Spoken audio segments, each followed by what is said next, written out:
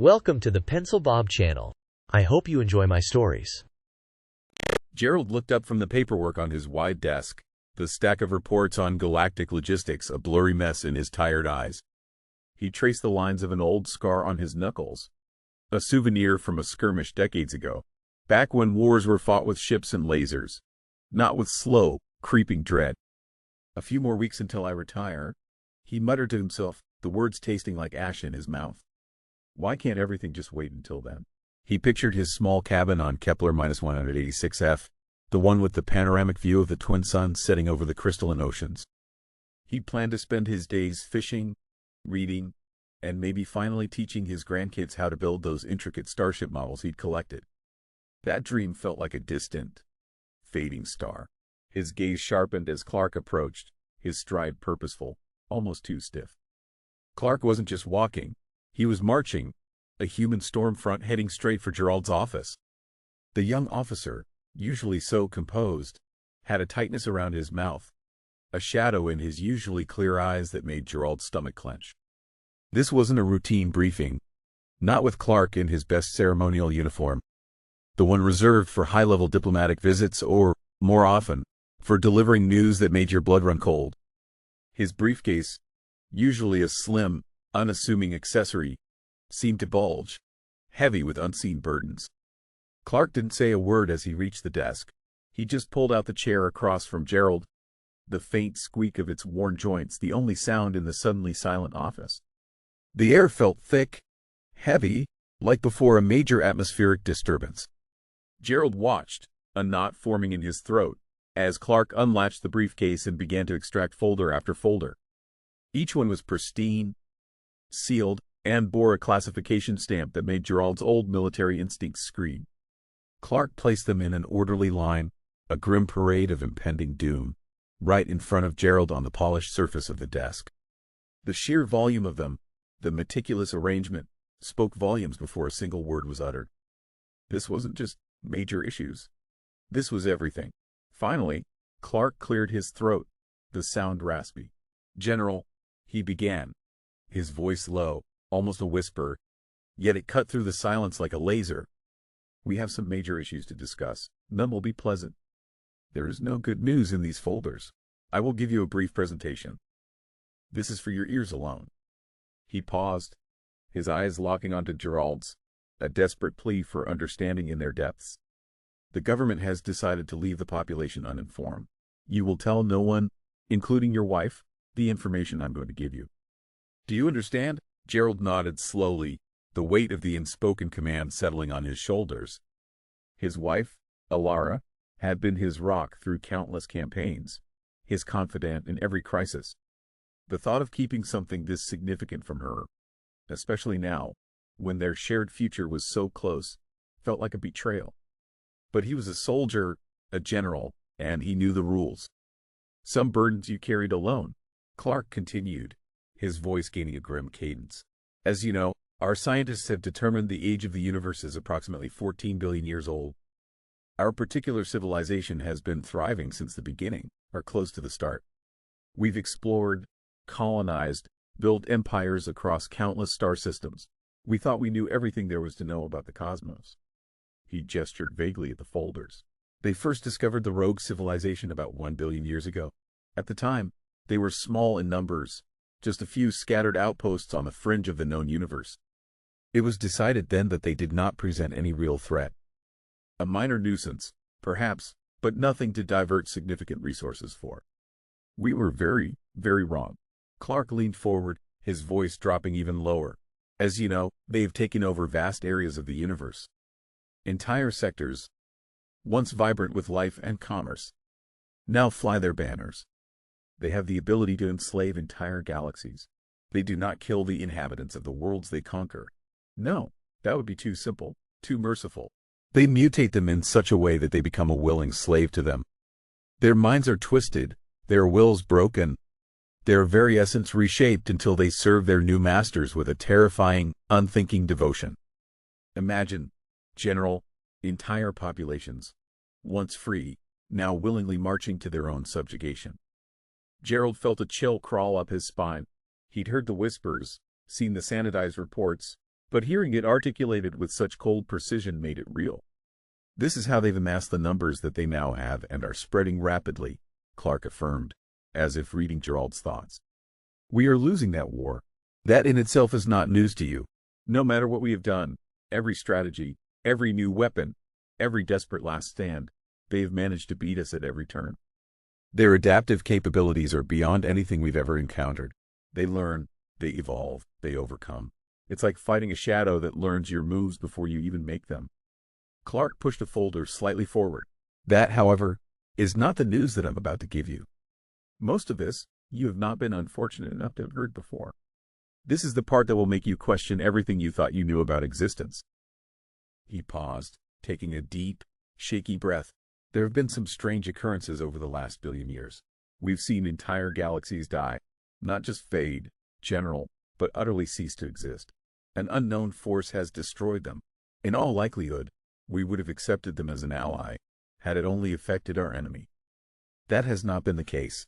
We know of at least 1,000 galaxies that were not infected by the enemy to cease. Gone. Poof. Like they were never there. Gerald's mind reeled. Galaxies just disappearing? He'd heard rumors, of course, hushed conversations among junior officers, dismissed as conspiracy theories or the ravings of stressed-out pilots. But Clark's grim face, the folders, the sheer weight of his words, made it impossible to dismiss now. Our scientists have no explanation of why this has happened, Clark continued, his voice strained. They can only tell us that the particular event has stopped. It just stopped, as abruptly as it began. We have no answers, only theories, each more unsettling than the last. Clark's hand hovered over the last, thinnest folder. Once again, some of this you may have guessed at or heard. This is also not the problem I'm here to see you about. It is far worse. The galaxies that have been decimated were at least still there. Their remnants, their ghost-like nebulae, could still be observed. We could study them, try to understand what happened. But what's happening now? He trailed off, his gaze drifting towards the window, as if searching the distant stars for answers. I don't know if you've looked up into the skies lately at night, General, Clark said, his voice barely audible. If you had, you may have noticed that there are fewer stars. There are fewer galaxies. They seem to be blinking out of existence. Not exploding, not collapsing into black holes, just gone. One moment, a vibrant spiral. The next, empty void. There is nothing that we can do to stop this. It is estimated that within 75% of the universe will be gone. This is not a giant black hole swallowing everything up. The stars within the galaxies are disappearing. All the information is included in the folders I'm going to leave on your desk. Bear this in mind. The government will start informing all the known worlds soon. We don't know what will happen when panic sets in. We don't know what will happen to society. We don't know if there will be anything left to inform. Clark closed his empty briefcase with a soft click, the sound echoing in the sudden silence of the office. He stood up, his posture still rigid, but Gerald could see the slight tremor in his hands. For what it is worth, General, Clark said, his voice a little stronger now, a desperate attempt at comfort. This will not happen in your lifetime. You will still have some time with your family.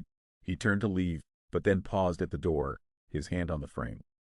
There's one more thing, General. The disappearances. They're not random. Our latest analysis shows a pattern, a very specific, chilling pattern that points to something impossible. Gerald sat there, frozen, long after Clark's footsteps faded down the hall. Something impossible, Clark had said. The words echoed in the sudden, heavy silence of the office, bouncing off the walls, pressing in on him.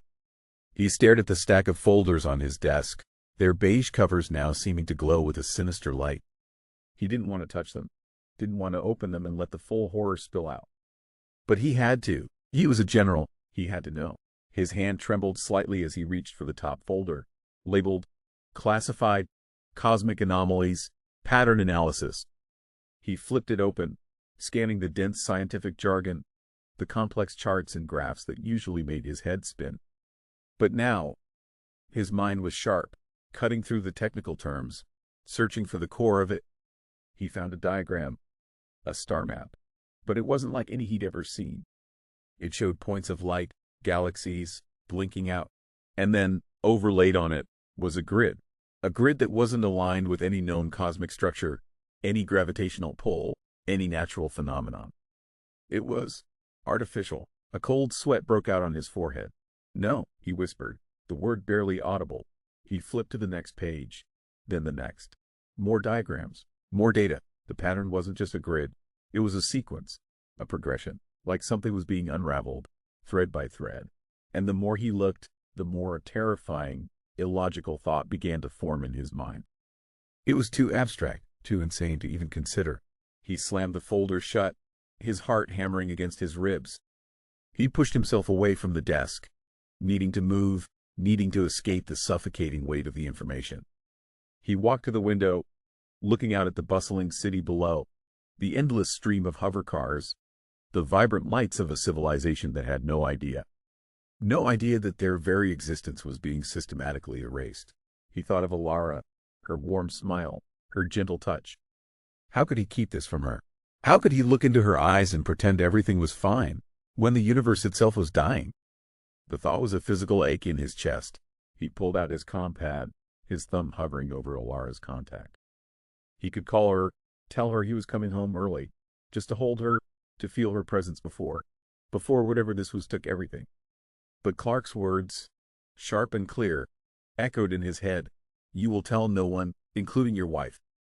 He dropped his hand, the compad feeling heavy, useless. He was alone with this, utterly, terrifyingly alone. Hours later, the sun had set, and the city lights twinkled below, a fragile defiance against the encroaching darkness. Gerald was still at his desk, the folders spread out. He hadn't found any comfort, only more questions. The pattern, it was so precise, so deliberate. It wasn't an explosion, not a collapse. It was an undoing. He rubbed his temples, a dull ache throbbing behind his eyes. He needed a break, a distraction. He decided to check his personal messages, a habit he usually reserved for his off hours. He scrolled through the usual family updates, the news feeds, until a message from his sister, Lena, caught his eye. It was short, only a few words, but they hit him harder than any cosmic anomaly report. "Thomas is worse. They've called us to the hospital. It's his last hours, Gerald." The words blurred. Thomas, his nephew, Lena's son, a bright, curious kid who loved to draw spaceships and dream of exploring distant stars. Gerald hadn't seen him in months, caught up in the endless war, the endless paperwork. He felt a sudden, crushing wave of guilt. He had been so focused on the universe dying, he hadn't even noticed his own family was fading. He grabbed his coat, the folders forgotten on the desk. The hovercab ride to the hospital was a blur of flashing lights and distant city sounds. He barely registered the driver's polite questions. All he could think of was Thomas, that skinny, energetic boy, now lying in a hospital bed. When he arrived, the sterile, almost too bright lights of the hospital hallway seemed to mock the despair that hung in the air. The smell of antiseptic and something else, something metallic and sad, filled his nostrils. He found Lena in a small, cramped waiting room, her face buried in her hands. Her shoulders shook with silent sobs. His brother-in-law, Mark, sat beside her, his face ashen, staring blankly at the wall. "Lena," Gerald said, his voice hoarse. She looked up, her eyes red-rimmed and swollen. She didn't speak, just shook her head, a gesture of utter defeat. "He's not even 14 yet, Gerald," she finally choked out, her voice raw with grief. "His birthday is still months off. I don't know what we've done to deserve this. For him to deserve this. He's such a good boy, helpful and understanding. Everyone loves him so." Her words were punctuated by ragged breaths, each one a struggle. Gerald sat beside her, putting an arm around her trembling shoulders. The months had been particularly cruel to Lena. Her husband, Thomas's father, had died only last week, a sudden, unexpected heart attack. And then Thomas's cancer had set in rapidly, a relentless, aggressive form that seemed to defy every treatment. He'd already had multiple surgeries, chemotherapy that left him weak and nauseous, radiation that burned his skin. They'd even tried other non-traditional treatments, desperate, experimental therapies from fringe doctors, but everything had just made him worse. His small body, once so full of life, was now a battlefield, ravaged and worn. The doctors, they don't even talk about hope anymore. Mark finally spoke, his voice flat, devoid of emotion. They just told us to be here. These are his last hours. Gerald walked into Thomas's room.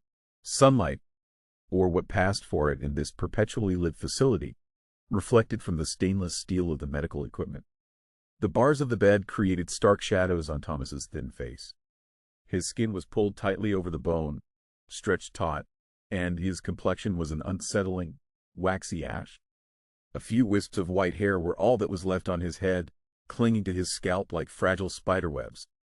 His eyes were sunken deep in dark circles, shadowed hollows that spoke of unimaginable suffering. He hadn't opened them in days. The room didn't just smell of antiseptic. It smelled of despair, of dreams dying, of a life being extinguished too soon. Lena sat in a small, uncomfortable chair near the bed, her hand clasped around Thomas's frail one. All hope had been drained from her, leaving her an empty shell. She begged and pleaded with the nurses, with the doctors, for something else to be tried, anything. She wasted many hours praying to God, her voice a desperate whisper in the sterile room, but to no avail.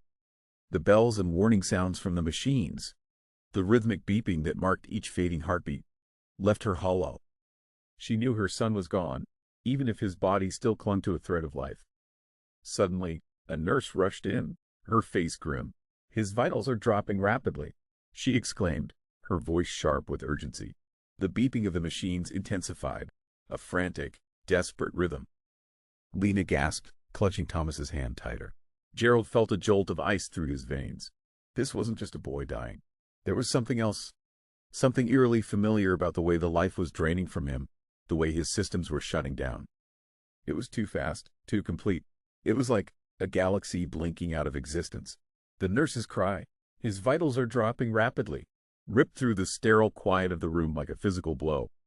Lena let out a choked sob, her grip on Thomas's hand tightening, her knuckles white. The rhythmic beeping of the machines, which had been a slow, mournful dirge, now escalated into a frantic, desperate crescendo. It was a sound that screamed emergency, a sound that meant life was slipping away, fast. Doctors, who moments before had seemed to move with a resigned slowness, now surged into the room, their faces etched with a sudden, intense urgency. They barked orders, their voices sharp and clinical, cutting through the haze of grief. "Get the defibrillator," one shouted. "Prepare the resuscitation drugs," another commanded. Tubes were adjusted, wires checked, screens flashed with alarming red numbers. Gerald stood there, pushed back against the wall by the flurry of activity, watching as if in a dream. His mind, usually so disciplined, was a chaotic mess of fear for Thomas and the impossible, horrifying connection he was making.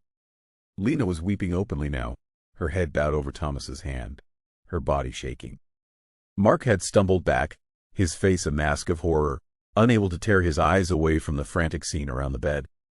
"Please," Lena begged, her voice barely a whisper, "please, do something. Don't let him go." A doctor, a stern-faced woman with tired eyes, turned to them briefly. "We're doing everything we can, Mrs. Miller," she said, her voice strained. "His body, it's just not responding. It's like his systems are just shutting down, one by one, without any clear cause beyond the cancer. But even with the progression, this is unusual, unusual." The word echoed in Gerald's head. Unusual, like galaxies disappearing. He felt a cold, creeping certainty. The pattern, the precise, deliberate pattern Clark had shown him. He saw it now, not just in the abstract cosmic maps, but in the fading light of Thomas's eyes, in the weakening pulse that the machines were struggling to track. It was the same pattern, an unmaking. He watched as a nurse injected something into Thomas's IV line, her movements swift and practiced. For a moment, the numbers on the monitor seemed to stabilize, a brief, fragile reprieve.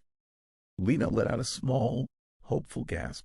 But then, just as quickly, the numbers began to plummet again, even faster this time. It was as if the intervention had merely accelerated the inevitable. "It's not working," the doctor exclaimed, frustration and despair warring in her voice. "His cellular activity it's almost non-existent. There's no energy signature. It's like his cells are just dissolving. Gerald's mind flashed back to the pattern analysis, folder, to the diagrams of galaxies being unraveled, their very fabric coming apart. He felt a wave of nausea. Could it be? Could Thomas somehow be connected to this cosmic horror? It was insane. He was a general, a man of logic and strategy, not some mystic. But the evidence, however circumstantial, was screaming at him. He stepped forward, pushing past a bewildered nurse. "Doctor," he said, his voice surprisingly steady despite the turmoil inside him. "Have you noticed any unusual energy readings? Anything that doesn't fit the typical medical profile?" The doctor looked at him, surprised, then shook her head. "No, General, just a complete and utter lack of everything. His energy levels are dropping to zero. It's like he's fading." She paused, her brow furrowed.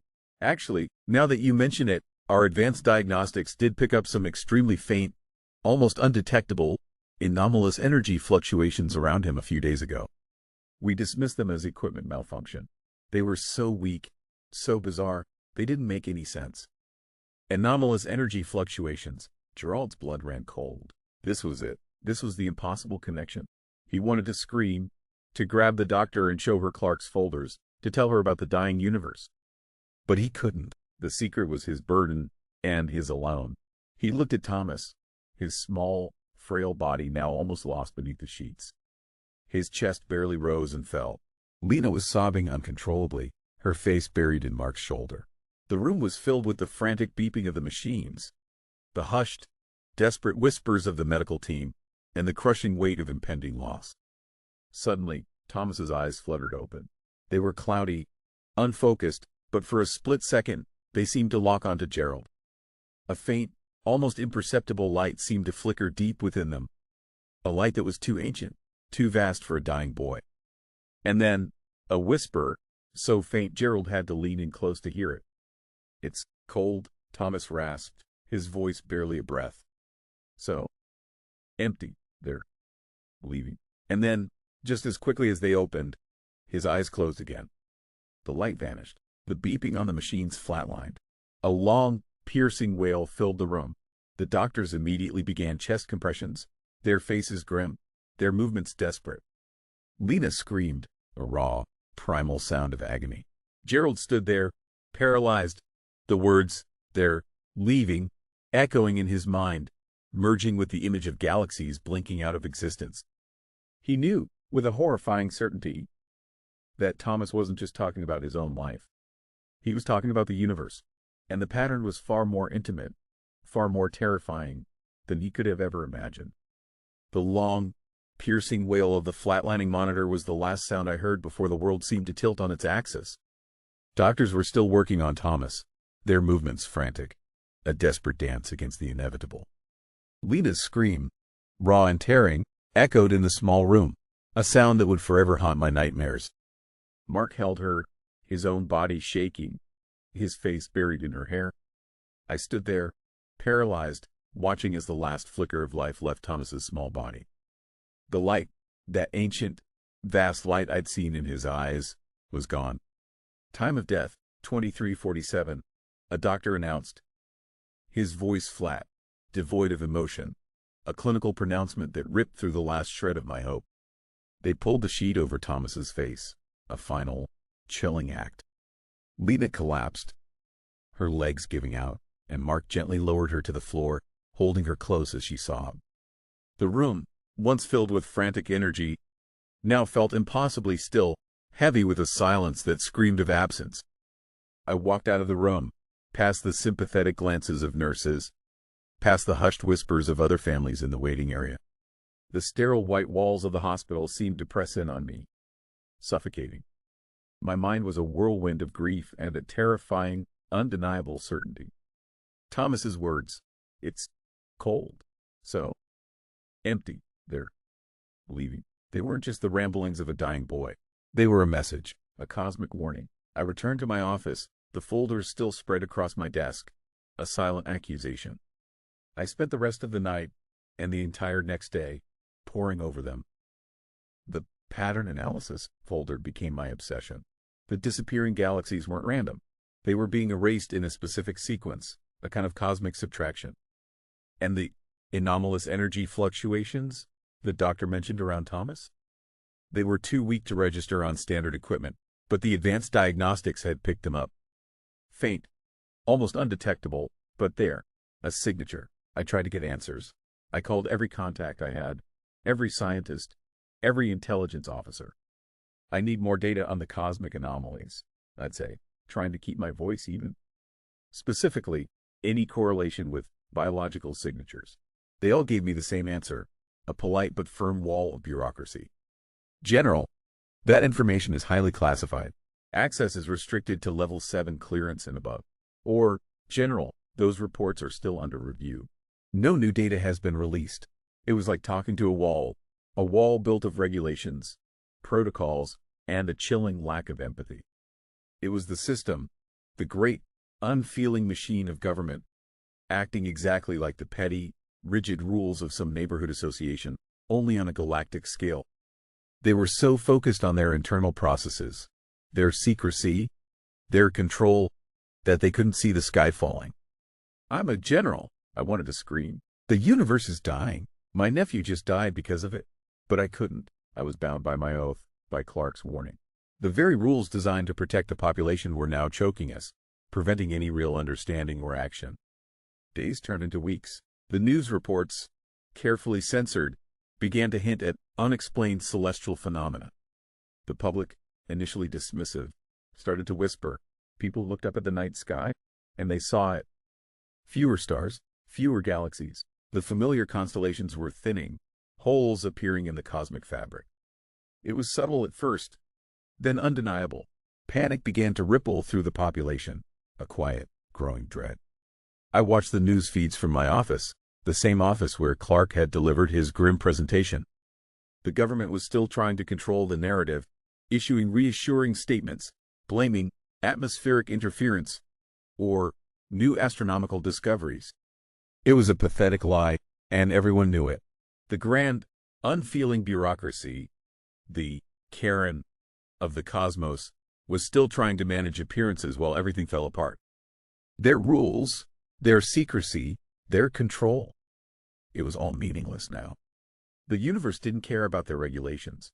I thought of Thomas, his small, pale face, his last words. They're leaving. It wasn't just the stars.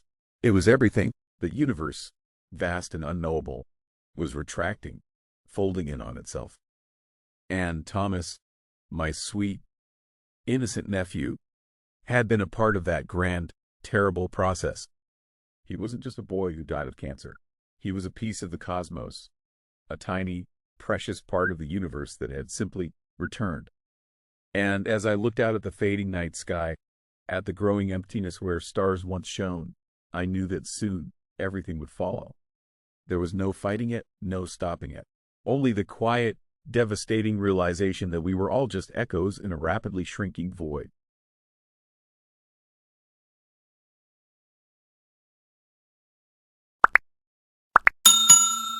I would like to thank you for watching the video to the end. To encourage us to make more videos, please like, subscribe, comment, as well as share.